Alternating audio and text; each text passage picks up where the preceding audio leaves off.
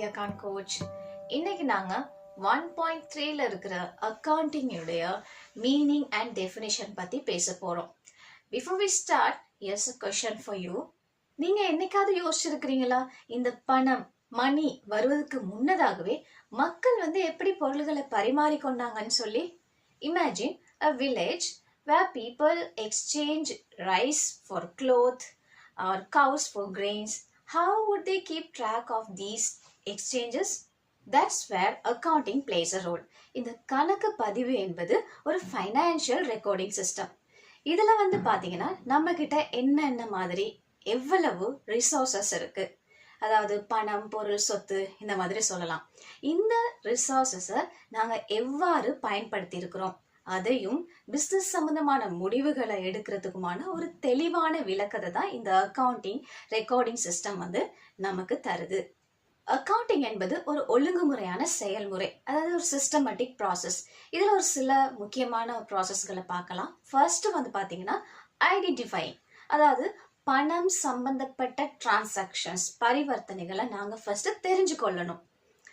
அதுக்கப்புறம் செகண்ட் பாத்தீங்கன்னா மெஷரிங், அதாவது மதிப்பிடணும். இதுல பாத்தீங்கன்னா ஒரு எக்ஸாம்பிளுக்கு நான் சொல்றேன். இப்போ நீங்க ஒரு கடைக்கு போயிட்டு ஒரு பென்சிலோ பென்னோ வாங்குறீங்க, ஒரு 5 rupees, ஒரு 5 ரூபாயோ 10 ரூபாயோ ஆகுதுன்னு வைங்களேன். ஸோ அதுல ஒரு பண மதிப்பு வேல்யூ ஒன்று வருது. ஸோ செகண்ட் நாங்க அதுக்கு மெஷர் பண்ணிக்கொள்ளணும், இவ்வளவு வருது, 5 ரூபா, 10 ரூபா, 20 ரூபா அப்படின்னு சொல்லி. தேர்டு பாத்தீங்கன்னா ரெக்கார்டிங். இந்த பிசினஸ்ல நடக்கிற டிரான்சாக்ஷன்ஸ்களை நாங்க எங்கேயாவது ரெக்கார்ட் பண்ணணும். ஒன்று எழுதணும், அப்படி இல்லைன்னா சிஸ்டத்துல என்டர் பண்ணணும். இதுதான். Fourth classifying.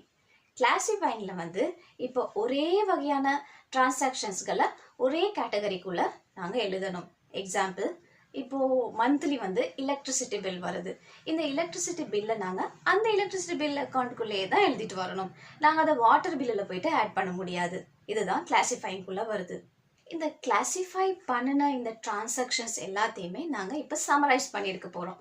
இந்த சம்மரைசிங்குள்ளே தான் நம்ம அக்கௌண்டிங்குடைய மெயின் பார்ட் வருது, அதாவது financial statements, profit and loss, balance sheet. அடுத்து இன்டர்பிரட்டிங், ஒரு விளக்கம் கொடுக்கணும். இந்த ஃபைனான்ஷியல் ஸ்டேட்மெண்ட் இருக்குல்ல, PNL, profit and loss, balance ஷீட்லாம் இருக்குல்ல, அதை வச்சு ஒரு தெளிவான ஒரு விளக்கம், கம்பெனி லாஸ்ல போகுதா, ப்ராஃபிட்ல போகுதா, ஸ்டேட்டஸ் என்ன மாதிரி இருக்கு அப்படின்னு சொல்லிட்டு ஒரு விளக்கம், தெளிவான விளக்கம் நம்ம தெரிஞ்சு கொள்ளணும். லாஸ்டா கம்யூனிகேட்டிங், அதாவது இப்போ நம்ம கிட்ட இருக்கிற ஃபைனான்சியல் ஸ்டேட்மெண்ட்ஸ்ல இருக்கிற டீட்டெயில், ஸ்டேட்டஸ் எல்லாத்தையுமே கவர்மெண்ட்டுக்கு, அதே போல பப்ளிக்கு, அப்புறம் வேற யாரு, இன்வெஸ்டர்ஸுக்கு நாங்க அதை இன்ஃபர்மேஷனை நாங்க அவங்களுக்கு தெரிவிக்கணும். அக்கவுண்டிங் என்பது ஒரு பிஸ்னஸ்க்கான ஒரு backbone. It helps us to understand where money comes from and where it goes and whether the business is making profit or loss. So மறுபடி சொல்ற, why is accounting important? நம்ம கிட்ட இருக்கிற ரிசோர்சஸ், அதாவது பணம், பொருள், காணி, பூமி, வீடு, இதெல்லாம் எவ்வளவு இருக்கு, அது ஒரு பண பெறுமதியில நாங்க தெரிஞ்சு கொள்றதுக்கு. செகண்ட், இந்த ரிசோர்சஸ் இருக்குல்ல, இதை நாங்க என்ன மாதிரி எப்படி பயன்படுத்திட்டு இருக்கிறோம். தேர்டு இந்த பிஸ்னஸ், நம்ம ரன் பண்ற பிஸ்னஸ் ப்ராஃபிட்ல போகுதா இல்லாட்டி லாஸ்ல போகுதான்னு தெரிஞ்சுக்கொள்ள. ஃபோர்த், அசட்ஸ் அண்ட் லயபிலிட்டி, நம்ம கிட்ட இருக்கிற சொத்து, இன்னொன்னு நாம யாருக்காவது கடன் கொடுக்க வேண்டியிருக்கா, இந்த விஷயங்களை டீட்டெயிலா தெளிவா நமக்கு தெரிஞ்சு கொள்றதுக்கு அக்கவுண்டிங் முக்கியமா இருக்கு.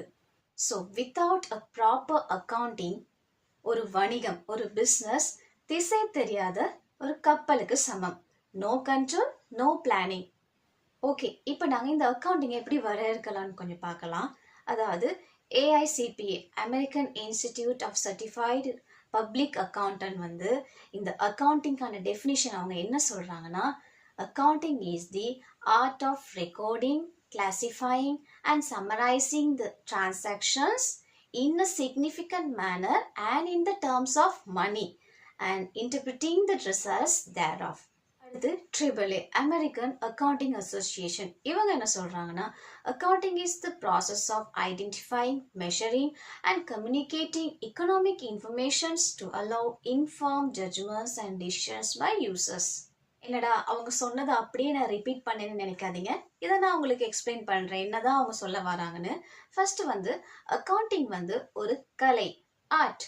ஒரு அக்கவுண்டன்ட், ஒரு கணக்காளருடைய ஒரு திறமை, அவருடைய அனுபவம் வந்து ரொம்பவே முக்கியமானது.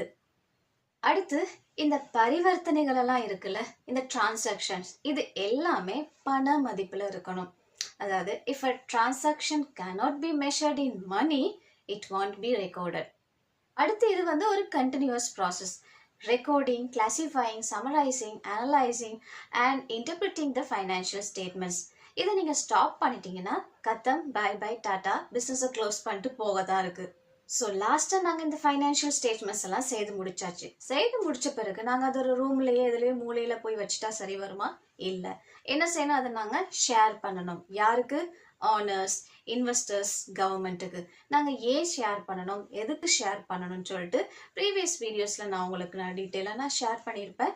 அதை நான் லிங்க் நான் டிஸ்கிரிப்ஷனில் தரேன், போய் பார்த்து தெரிஞ்சுக்கோங்க. ஸோ ஒரு வணிகம், ஒரு பிஸ்னஸ் வெற்றி பெறணும்னா அது பின்புலத்தில் ஒரு ஸ்ட்ராங் அக்கவுண்டிங் சிஸ்டம் இருக்கணும். அப்படி இல்லைன்னா அந்த வணிகம், அந்த பிஸ்னஸ் வந்து நஷ்டத்தில் தான் போகும்.